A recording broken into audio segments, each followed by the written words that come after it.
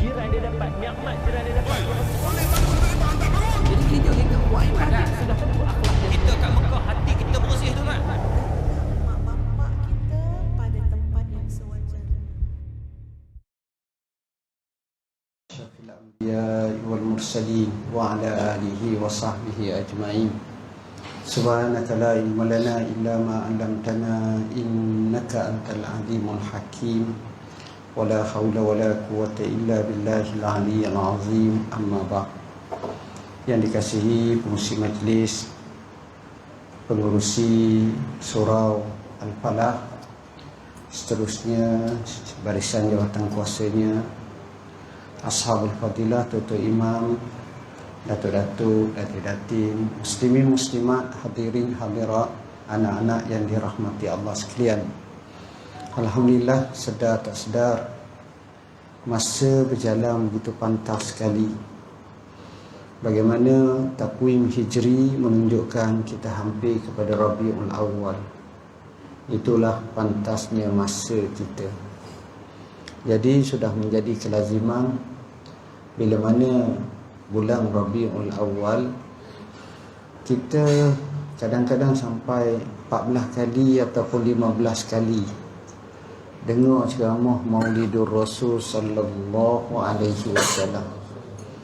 Dan kadang-kadang kalau hak jenis rancaknya dengan marhabannya, dengan selawatnya, dengan majlis-majlis yang cukup syahdu dan cukup baik, yang selalu kita didendangkan atau diwar-warkan atau kita serta dalam majlis tersebut. Sebenarnya usaha ni amat baik dan saya amat seronok kalau kita tengok macam tu.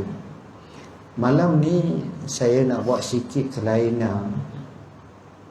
Sekadar nak ajak sama-sama kita muzakarah. Walaupun sebelah pihak, tapi muzakarah mudah ni. Yang umur kita ni 30 tahun, 40 tahun, 50 tahun, bahkan 60 tahun, dan mungkin setengah menuju 70 tahun. Yang kita duk royak, duk kata kita kasih kat Nabi, kita cinta kat Nabi, bagus sangat. Cuma kalau kita diminta tanya secara detail siapa itu Rasulullah SAW, saya rasa kita tak dapat nak jawab dengan sebaiknya. Jadi pada malam ni kita cuba nak kupas yang tu, sama-sama nak ajak. Saya dalam 3-4 hari ni sedang rancak cuba buat garis masa hayatul Rasul sallallahu alaihi wasallam. Bermula daripada Nabi lahir sampai Nabi wafat. Apa peristiwa berlaku tahun ni, tahun ni, tahun ni, tahun ni, tahun ni. Rupa-rupanya luar biasa. Yang tu insya-Allah kita akan persembahkan dalam bentuk yang menarik. Nak tengok macam mana perjalanan Nabi dalam 63 tahun mewajahkan dunia dengan wajah Islam, menyebarkan sehingga sampai 2/3 dunia. Itulah hebatnya yang telah dikendalikan oleh sahabat-sahabat Nabi SAW. Jadi malam ni bukan nak uji, cuma saya nak baca. Bila saya nak baca, awak tuan-tuan tolong takap dengan cepat. Maknanya di situ tak payah bagi tahu saya tahu ke tak tahu tak, tapi saya nak sebut bahas ilmiah. Jadi kerja tuan-tuan dengar aja apa yang kita bahaskan. Pertama yang kita feel, termasuk saya, ialah Nabi Muhammad sallallahu alaihi wasallam dari sudut nama sampai ke adnan keturunan dia. Kita tak mengapa tuan-tuan. Makanya saya mulakan dengan Bismillahirrahmanirrahim.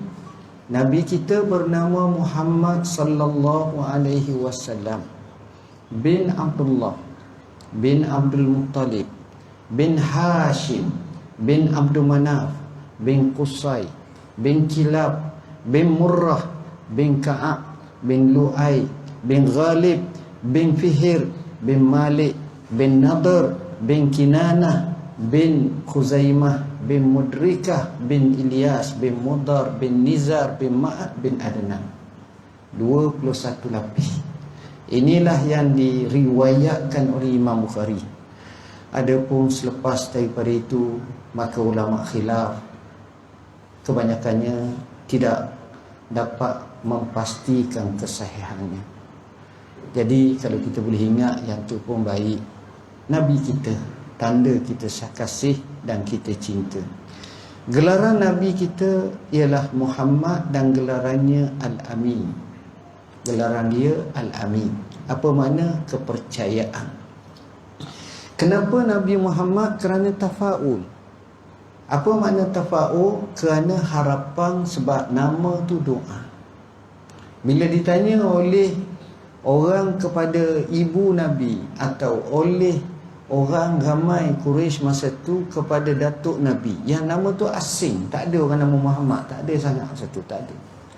Dijawab la ayyahmadahu man fis sama wa man fil ard, supaya yang langit puji, yang bumi puji. Itu antaranya. Antara nama Nabi yang lain, Nabi kita ni ada nama banyak. Namanya Ahmad, namanya Hamid, namanya Aqib. Hamid pemuji, Aqib kesudahan. Namanya Al-Mahi, iaitu penghapusan. Namanya Al-Hashir, yang menghimpunkan. Itu nama Nabi. Gelaran Nabi cukup banyak kalau kita tengok. Sebab itu siapa pergi ke Madinah Al-Munawwarah, masuk ke pintu Babus Salam, sebelah mihrab tu ditulis nama-nama Nabi. Banyak, macam-macam nama Nabi. Itu dia. Nombor seterusnya, gelaran kebaikan. Nabi Isa menyifatkan Nabi dengan nama apa? Farqalib. Nama dia apa? Farqalib. Iaitu makna Farqalib apa? Mencela dunia kesalahan yang dilakukan seperti maksiat dan keengganan manusia dalam menyembah Allah. Ada orang sebut, adakah nama Nabi Taha? Yang ini tidak disabitkan oleh ulama ahli sunnah wal jamaah sebagai salah satu daripada nama Rasulullah SAW, meskipun ada orang gelar ala Taha dan seumpamanya. Baik, Hasan bin Sabit ketika mana mengulas, ni penyair terkenal tentang nama Nabi. Wa syaqqa lahu min ismihi liyujallahu fazul arsy mahmudun wa hadza Muhammadun. Dia memecahkan daripada namanya untuk dimuliakan. Pemilik arash amat dipuji dan Muhammad pula terpuji. Okey, gelaran Nabi banyak. Nabiyur Rahmah, Al-Muqaffa, Nabiyut Taubah, Nabiyul Marhamah, Rahmah Muhda, Sayyidu Waladi Adam, Ad-Da'i ilallah, Al-Mubashir, As-Sadiq, sampai hampir 99 atau 100 lebih. Jadi perbahasan nama, adakah benar Taha dan Yasin merupakan nama Nabi Muhammad sallallahu alaihi wasallam? Nas menunjukkan tidak ke arah itu. Berdasarkan kepada apa yang diriwayatkan oleh Imam Muslim, Nabi sebut nama dia apa? Ana Muhammad wa Ahmad wal Muqaffa wal Hashir wa Nabiyyut Taubah wa Nabiyyur Rahmah. Itu yang masyhur. Kemudian seterusnya kita nak tengok yang seterusnya, bila sebenarnya Nabi dilahirkan. Nabi dilahirkan sebenarnya khilaf ulama. Pendapat pertama 12 Rabiul Awal, tahun Gajah 531 Masihi. Inilah pendapat Ibn Ishaq, Az-Zahabi dan At-Tabari. Tetapi pendapat kedua 9 Rabiul Awal, tahun Gajah, 3 hari lebih dulu. Pendapat yang ketiga 2 Rabiul Awal, ini pandangan Al-Waqidi. Pendapat yang seterusnya 10 Rabiul Awal.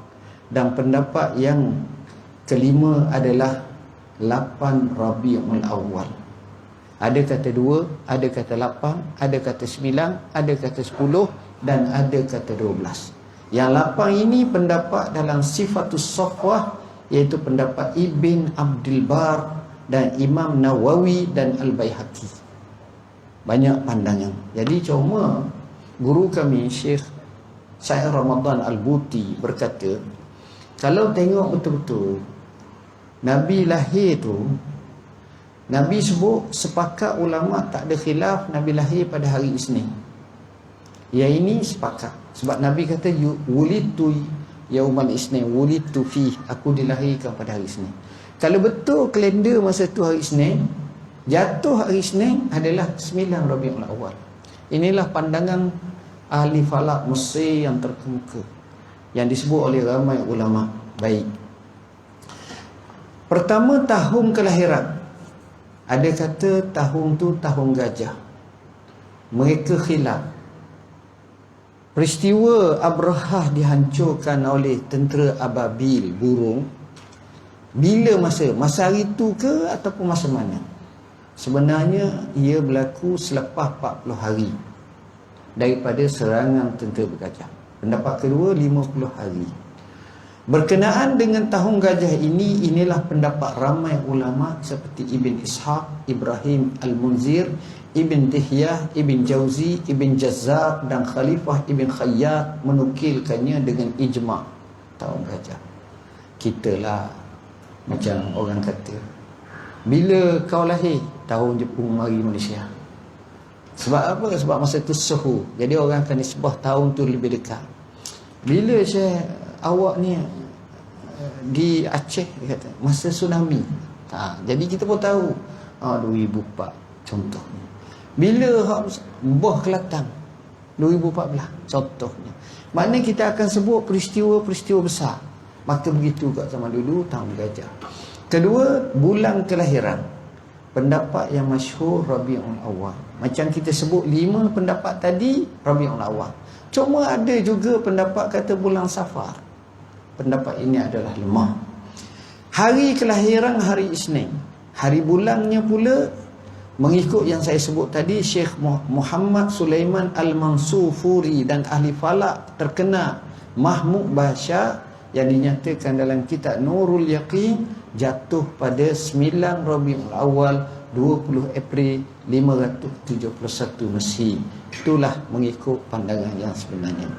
Masa kelahiran Nabi lahir pukul berapa? Pagi ke, petang ke, malam ke? Terdapat 2 pandangan.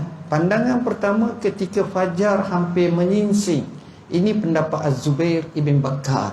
Pendapat kedua menyatakan waktu pagi. Dan ini pendapat Al-Hafiz Abdul Fadl Al-Iraqi. Pendapat kedua inilah yang diterjehkan oleh ramai ulama seperti Sa'id Ibn Al-Musayyib, Ibn Dihyah dan juga Az-Zarkashi. Ini pendapat. Kemudian seterusnya, apa peristiwa berlaku selepas kelahiran Nabi? Nabi lahir, apa benda berlaku masa itu? Mengikut riwayat Al-Baihaqi terdapat keluar biasaan berlaku atau disebut irhas. Sebab bukan mukjizat, sebab masa itu dia tidak dianggap Rasul lagi. Irhas masa kelahiran. Yang pertama, 14 lengkungan gerbang istana Kisra telah gugur. Kalau kita pernah pergi contohnya ke Jordan lah, kita sampai kat Jerash. Situ sebagai tapak tamadun Rom, Byzantine dulu lama. Dia lengkungan ni dia buat macam kita kata monumen tinggi, tiang tinggi, itu sebagai lambang kemegahan. Macam archer lah, tapi besar sangat. Itu lambang gagahnya itu. Itu sebagai jatuh, utuh. Api sembahan orang Majusi terpadam. Gereja di sekitar Bahirah Sawah telah runtuh. Semua habis. Contohnya. Walaupun begitu, seorang mufakir Islam pengarang kitab Fiqhu As-Sirah yang terkenal, Syekh Muhammad Al-Ghazali, berkata dia tak setuju pendapat di atas kerana kekuatan dari segi dalil-dalilnya. Baik.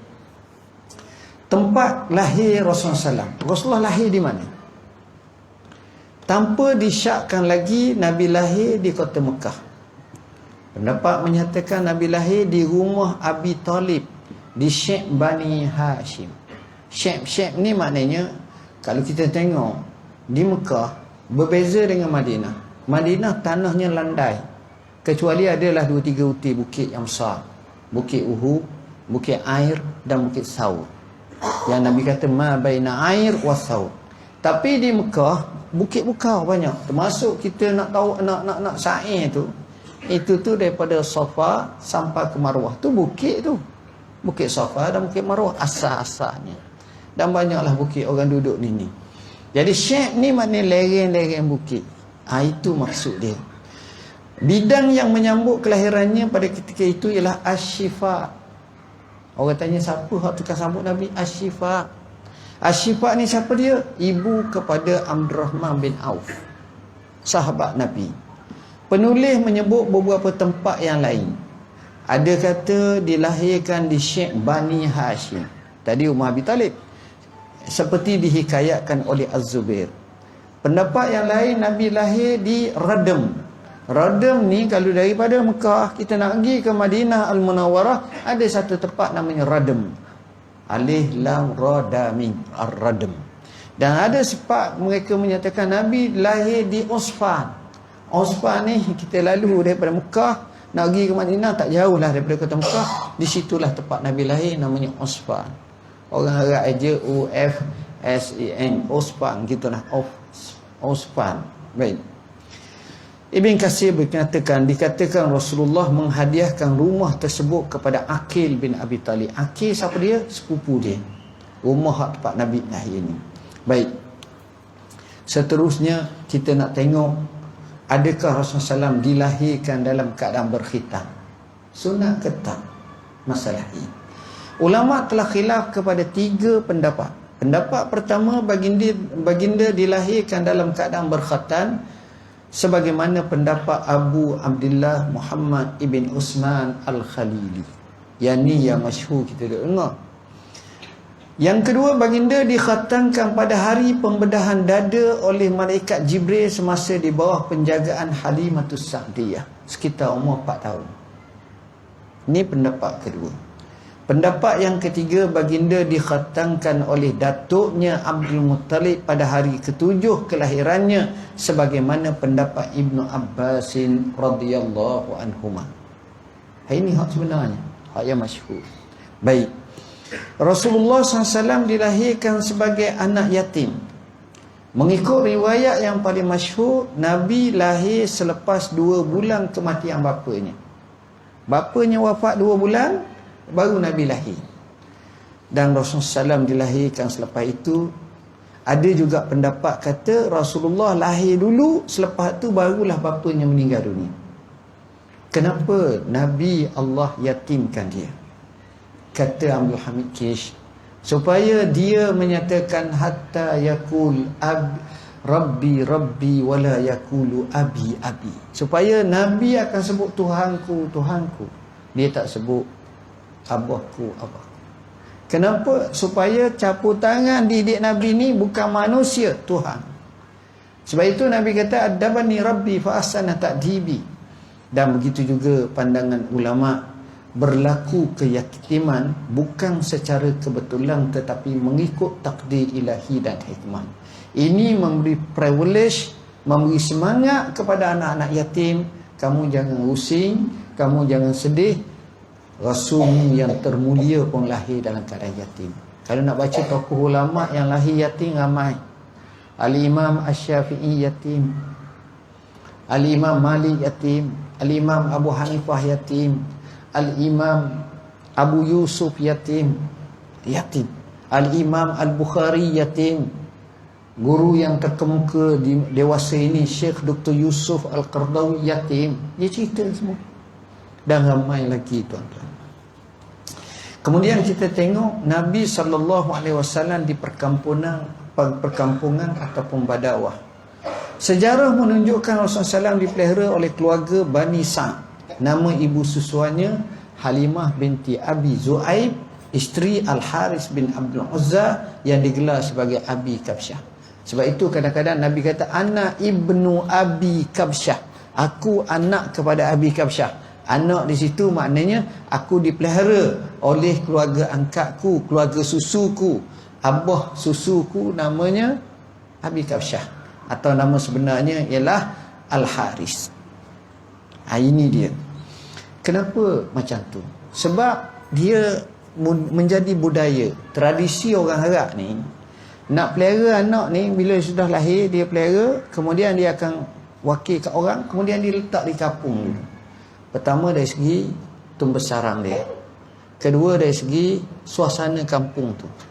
Yang ketiga, dia akan jadi lebih lasak, lebih ni, dan bahasa ang tak tercemar, dan keyakinan pada diri tu kuat. Style orang kampung. Dan ada cerita pelik berlaku mengikut setengah riwayat. Masa Rasulullah SAW, Halimatus Sa'diyah nak pergi ambil Rasulullah SAW, dia menjadi tradisi orang kampung. Orang kampung jauh-jauh ni, hak mana mengandung, hak beranak, dia ada susu, dia ada anak. Jadi mereka akan pergilah dalam 10-15 orang. Pada hari tertentu, dia akan pergi ke kota Mekah nak ambil anak susu. Masing-masing ambil seorang-seorang. Biasanya mereka akan pergi beramai-ramai. Yang si Halimah ni naik keldai. Dia naik keldai. Keldai dia kuruh. Dia bukan orang kaya belah mana. Dia kuruh. Biasanya mereka akan pergi sama. Lebih kurang dalam beberapa kilometer ataupun beberapa meter nak sampai ke Mekah. Contohnya mungkin 200 meter ataupun 500 meter. Masing-masing pakai pecut. Sebab nak pilih hak mana anak bangsawan, anak Tan Sri, anak Datuk Seri, anak orang kaya ni. Sebab upah besar. Jadi Halimah ni terkemudian. Sebab unta dia, keldai dia kuruh. Siapa-siapa tu habis dah habis. Dan mereka pantang. Kalau tengok ni siapa? Anak yatim. Tak nak. Sebab bayaran tak mahal. Akhirnya Nabi tak ada orang nak ambil. Tinggal-tinggal Halimah. Halimah tu nak ambil kedok. Sebab tahu bayaran tak mahal. Akhirnya mikir tak jadi. Dia kata, dia ambil jugalah. Pela-pela tak ada orang, tak ada anak budak nak bawa, baik bawa jugalah walaupun. Bawa. Pelik nombor satu. Dia kata, sejak mula aku susu Nabi, aku ni bukan orang lah sihat sangat. Orang pun tak apa kaya, miskin. Jadi tubuh badan makan taklah sedap macam kita duk makan nasi Arab, makan nasi Melayu, kambing. Dia makan ala kadar ya. Jadi akhir dia kata, tak, semena-mena aku rasa sihat, susu aku banyak. Aku ada anak seorang. Yalah, memang anak susu kena ada anak biasanya. Anak aku ni selalu merengek-rengek tak cukup susu. Tapi dengan datangnya Rasulullah SAW Muhammad ni, susu aku jadi banyak. Itulah aku tengok kali pertama anak aku boleh tidur dengan nyenyak. Pelik. Kemudian bila naik saja kuda ni, ataupun kita kata keldai ni, dipanggil atan, bahasa Arab atan. Dia naik ni, dia kata dia boleh pintah kuda yang lain ataupun unta-unta yang lain. Mereka kata, Yabna binta Abi Zu'aid, Yabna binti Ibn Abi Zu'aid, binta Abi Zu'aid, ya binta Abi Zu'aid, ataupun Halimah, kau tukar apa ni, keldai baru ke? Tak, keldai sama. Tengok Allah tunjuk dah. Peliknya, kambing-kambing yang dipelihara oleh Abi Kabsyah biasanya kuku Allah tukar jadi gemuk. Sehingga susu pun banyak. Sehingga orang kampung sekitar tu kata, kalau nak pelihara unta, nak pelihara kambing, gilah pelihara kat Ibn Abi Kabsyah. Suami ni tengok keadaan ni, terasa. Dia kata apa? Dia bagi tahu kat bini dia, kita tahanlah budak ni. Dia kata, innaha lanasamatun mubarakah. Jiwa budak ni, aku yakin dia ni ada berkah lah. Pelik. Sebab itu bila lepas 2 tahun, apa ni, Aminah nak ambil, tak mau. Tak apa, hamba pelihara juga, tak apa. Upah-upah pun tak tahulah, mungkin di cara kot lain. Sebab murah, sebab berkah. Hak ni mudah, rezeki jadi mudah, murah. Tengok tuan-tuan, inilah luar biasa ni. Kemudian Rasulullah SAW mengembala kambing. Sejak kecil lagi Nabi mengembala kambing. Dan rahsia mengembala kambing ni, Nabi kata tidak ada Nabi melainkan biasanya pengembala kambing. Kenapa? Kerana kambing ni tuan-tuan, dia ada buah degil dia, ada buah kerah dia, ada buah lembut dia. Sebelum kamu tarbiyah manusia, didik manusia, cuba didik kambing tu. Siapa pernah didik kambing, dia tahulah. Macam kita masa kecil-kecil itu, abah kita yang kita banyak tak ada orang Putrajaya, biasanya orang Alustar, orang yang si Kedah, orang di Gerik, Perak, orang di Kota Tinggi, jauh-jauh.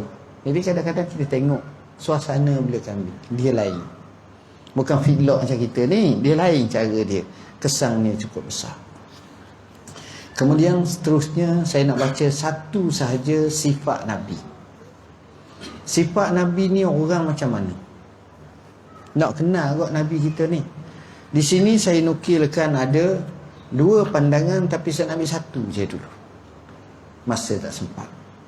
Kata Ummu Ma'bad Al-Khuzaiyah menyifatkan Rasulullah SAW ini, iaitu dia bagi tahu sebab Nabi masa hijrah, Nabi berhenti umur dia sekejap. Masa hijrah tu umur Nabi berapa? Lebih kurang 53 tahun. Nabi terima wahyu lebih kurang umur 40 tahun. 13 tahun duduk Mekah, kemudian pergi hijrah.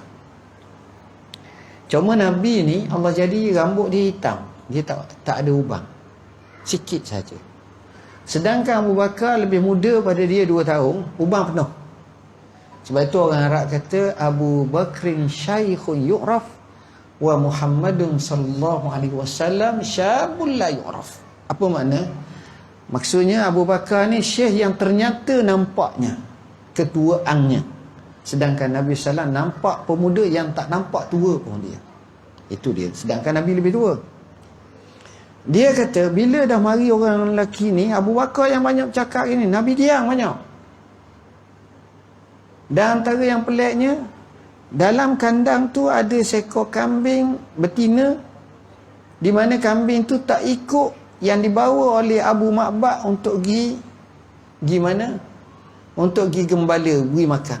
Sebab kambing tu kuruh, tak apa nak sihat, betina. Jadi apa yang dibuat? Nabi bagi tahu kepada Abu Bakar, ya Abu Bakar, minta izin dia nak perah susu. Mismaul, tak logik lah, macam mana kambing dah macam tu.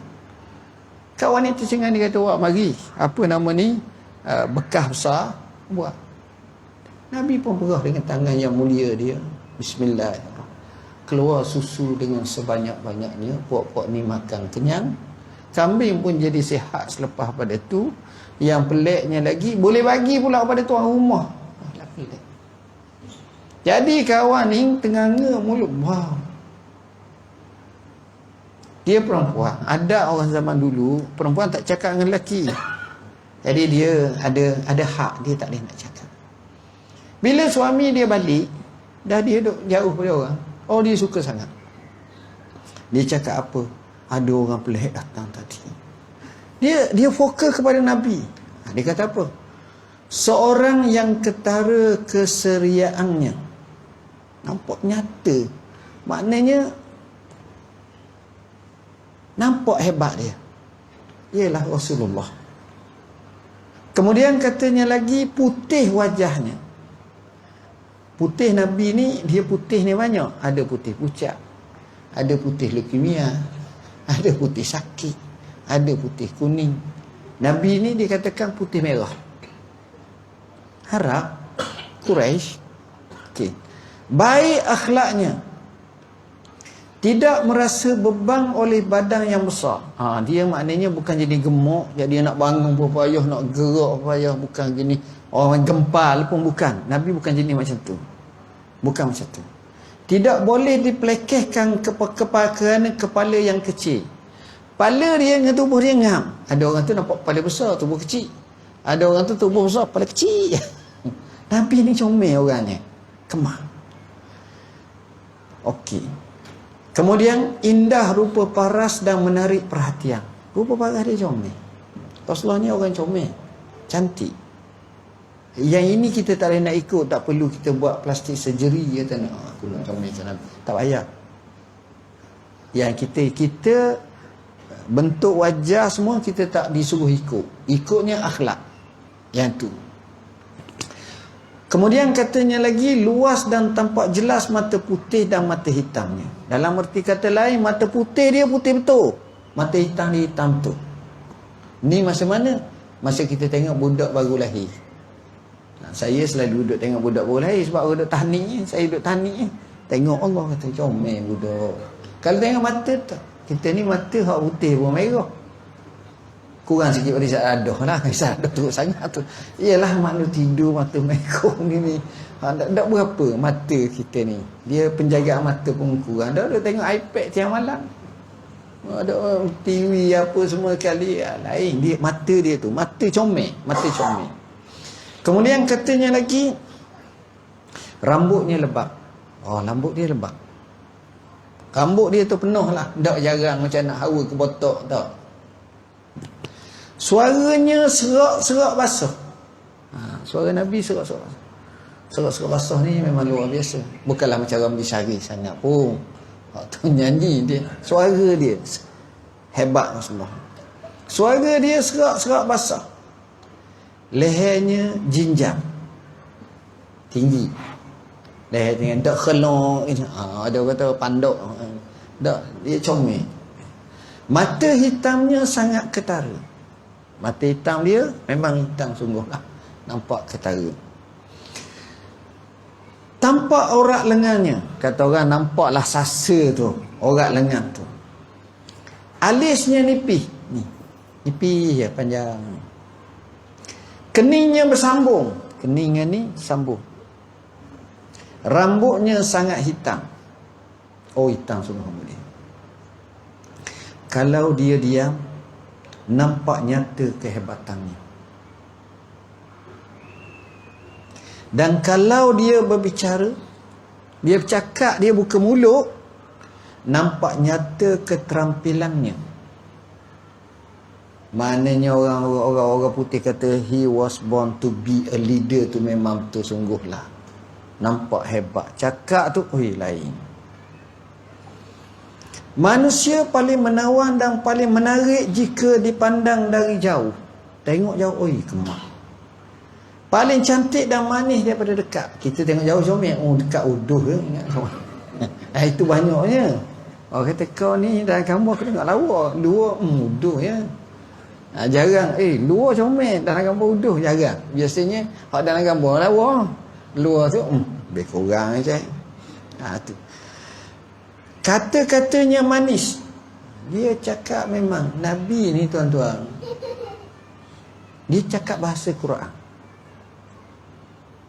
Bila bahasa Quran tu, bahasa uduh-uduh tak ada. Contoh, minta maaf bahasa tak comel sikit dah. Jimo. Maknanya setubuh antara laki bini. Dalam Quran tak ada ayat satu pun sebut jima'. Dia sebut apa?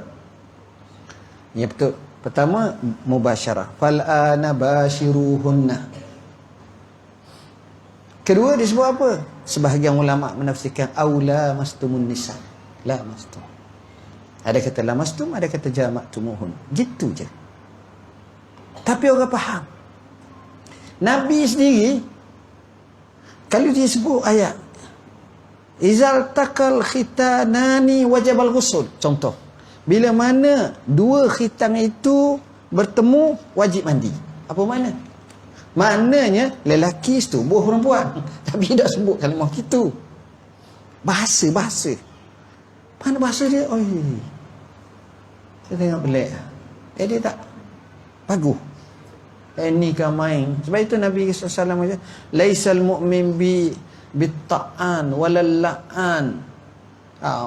Apa ni walal bazi wal fahish walal mutafahish, bagi contoh. Orang Islam ni tak sesuai lah cakap-cakap duk maki hamu, duk melaknat macam-macam. Duk bahasa Allah. Tak ada. Jadi Nabi ni bahasa dia ni memang seronok. Kesegakannya memadai dengan selapis pakaian sahaja. Apa-apa yang letak pada tubuh dia orang tengah, comel. Kita ni pakai akan main comel, tak apa comel kot. Kadang-kadang lah. Tapi tu saya kata saya, orang lain memang saya tampak tanjuk, oi kemah dia. Kita tak. Okay. Tidak bertutur perkataan sia-sia dan mengarut. Dia tak ada Rasulullah ni. Betul-betul memang. Tutur katanya bagaikan jalinan batu permata yang menjulur keluar. Mana indah orang tengok. Ibarat kalau kita tengok Elan TV dulu macam obat gigi sepaka. Seolah-olah berkilau. Maknanya orang sedap dengar. Sebab itu sahabat Nabi tuan-tuan, kalau kita tengok dalam majlis Nabi, dia tak geger. Duduk majlis Nabi senyap semua. Nabi buka mulut je, pakat dulu. Tak ada satu orang ketua yang mana Nabi suruh sepatah berebut nak buat. Ni suruh 400 patah awak ada lembu kenyang. Biasa relax benda. Macam-macam. Alawang ada ni, mana gini-gini. Payah itu ya. Sederhana ketinggiannya. Apa makna sederhana tinggi? Dia bukan orang tinggi macam kita nampak lonjong sangat. Jadi sederhana ketinggiannya untuk memandangnya. Kalau kita pandang dia, kita tak payah melenggok. Tinggi sangat. Sederhana. Tak perlu menunduk dan tak perlu mendongak. Maknanya dia bukan pula rendah pula. Kalau rendah kan, kecil, pendek Nabi, rendah kan. Ada. Sederhana. Sederhana ni, dalam arti kata lain, Rasulullah SAW ni luar biasa tuan-tuan. Dia sahabat-sahabat Nabi ni banyak ada saya ingat masa saya jadi mufti dululah. Saya pergi ke pameran Rasulullah SAW. Adalah sahabat dia kat PWTC. Mereka layan betul lah. Kemudian saya tengoklah satu tongkat Rasulullah. Jenis tongkat Rasulullah daripada kayu asyajar. Saya tengok. Dia hadiah saya satu. Lepas tu satu lagi hadiah. Saya dapat dua. Saya hadiah ke Agong. Cantik lah kayu tu, tongkat tu. Jadi saya tanya, kata Rasulullah ni rasa-rasa tinggi mana dalam kajian awak? Kata saya duk tengok, duk bincang-bincang dengan tongkat, dengan pedang, dengan ni. Mereka kata lebih kurang 8 kaki. Kalau 8 kaki, ni cerita 1400 tahun dulu. Bukan cerita 4 hari lepas. 1400 tahun dulu. Dan cerita pula orang Arab, bukan orang Melayu. Kalau kita Melayu ni memang pendek, benang kaki tu tinggi sangat dah. Mak kilau tu orang kata hebat benar dah. Kalau tengok sasa tubuh tu mengikut kuazi, dia memang betul mak kilau kata dia. Berdasarkan kepada raka tubuh tu, raka tubuh. Jadi kalau 8 kaki tu, ialah saya tengok maknanya orang yang kemah tu. Lalu dia cerita kat saya, dia kata Khalid Al-Walid ni orang Kedah. Khalid berapa? Khalid lebih kurang 6 kaki kata dia. Ni saya tak kata ini hujah lah. Tapi Sayyidina Umar digambarkan orang tinggi. Kalau dia berjalan tengah pada pasir tu, orang tengok kalau orang lain macam naik atas kuda. Sayyidina Umar ni. Dan Khalid Al-Walid, muka dia sebiji macam Sayyidina Umar. Cuma dia ada paruk sebelah kiri dia. Sebab dia pernah kena masa kecil cacat. Baru ni saya ceramah khusus buat Khalid Al-Walid. Daripada sampai habis lah. Walaupun tak cukup masa. Baik. Dia dua ni daripada kabilah yang sama. Kabilah Bani Makhzum. Iaitu Khalid bin Al-Walid bin Al-Mughirah. Daripada kabilah Bani Makhzum. Dia orang tinggi. Okey. Saya ambil masa 5 minit lagi. Lepas tu azan lah. Tak ada apa lah. Dia belajar ni tak boleh habis. Habis tak ingat pula. Sikit-sikit. Lepas tu beli buku luar kan. Baru tu cara dia. Sebab nak suruh ngapa pula. Mari tahun depan saya tanya siapa ingat Nabi Muhammad bin apa-apa. Saya bagilah RM10 hadiah. Siapa ingat? Tu dia. Bagaikan satu ranting antara dua ranting. Apa makna? Maknanya kalau ada 3 ranting, ada panjang, ada pendek, dia duduk tengah. Maknanya orang panggil, kita tengok orang, kita boleh kritik. Orang tu macam mana? Berat nanang. Orang tu tinggi lonjong lah. Minah mu tak sesuai kahwin dengan mu. Macam mu enggak macam budak kecil dengan dia. Tinggi sangat. Ni apa? Allah pandoknya, ya Allah. Berat tubuh. Nak berlari bukan 100 meter, 10 meter dah berat. Kita boleh kritik semua orang. Awak tengok saya pun awak boleh kritik. Tapi Nabi semua tengok, ngam semua. Apa makna ngam? Sesuai semua. Comelnya, gayanya. Itulah orang kata kena ikut dia. Itu dia. Kalau dia bertiga, maka dialah yang paling menarik perhatian dan paling mendapat tempat. Dia berjalan je. 3 orang. Dia nombor 1 kata. Terserlah keterampilannya, keseriaannya, kejiwaannya, semua terserlah. Itu Rasulullah SAW. Itulah Rasulullah. Dia mempunyai teman-teman mengelilinginya. Cara Nabi, dia duduk, dia tak macam kita. Ni duduk sini, nyandar belakang dinding tu, duduk gini. Semua rapat-rapat dengan dia. Sebab itu Nabi, dia tak makan bawang. Orang tanya kenapa tak makan, bukan tak boleh. Sebab aku ni ramai tetamu, orang datang, duduk dekat-dekat. Sebab itu kita tak pelik kalau kita baca hadis Sahih Bukhari, baca hadis Sahih Bukhari dan juga Matang Arba'in Nawawiyah ni, Jibril datang, dia duduk belaga lutut Nabi dengan lutut dia. Sebab budaya macam tu. Macam kita apa benda dekat sangat ni, mu jadi apa ni? Ke LGBT, mulut tu. Macam-macam lah kita. Tapi zaman tu lain keadaan. Dia lah betul-betul Nabi ni. Sahabat-sahabat ni macam mana kata dia, mengelilingi dia. Kalau dia berkata sesuatu, masing-masing dengar. Khusyuk pakat dengar. Kalau dia menyuruh sesuatu, segera mereka melaksanakannya. Ala tu, straight. Nabi banyak tak suruh kadang-kadang. Nabi kata siapa boleh bunuh Ka'ab ibn Ashraf, salah seorang pendeta Yahudi peniaga yang jahat, yang kata kat Nabi macam-macam di kota Madinah. Bangun orang muda, saya ya Rasulullah. Siapa dia? Muhammad ibn Maslamah. Direct. Tu cara dia. Kalau dia menyuruh sesuatu, segera mereka melaksanakannya. Dia sentiasa dipatuhi dan dikerumuni. Tu cara Nabi. Allah. Saya rasa kalau kita boleh hidup sehari sama Rasulullah, kita keluar daripada majlis tu, Tok Wali kita tuan-tuan. Sah sungguh, jadi baik sungguh semua. Allah. Orang, yelah, manusia terbaik atas muka bumi ni. Lebih baik pada malaikat, lebih baik pada Jibril, lebih baik pada, maknanya afdalul khalq indallah, seafdal makhluk di sisi Allah. Itulah Rasulullah SAW. Tidak bermasam muka dan tidak mempelekehkan orang. Dan Rasulullah ni mengikut ceritanya, masa usia tua, dia banyak termenung. Dia banyak diam. Muka dia nampak macam ke arah sedih. Dan dia banyak seolah-olah memikirkan sesuatu. Nak kata projek-projek besar tak ada buat.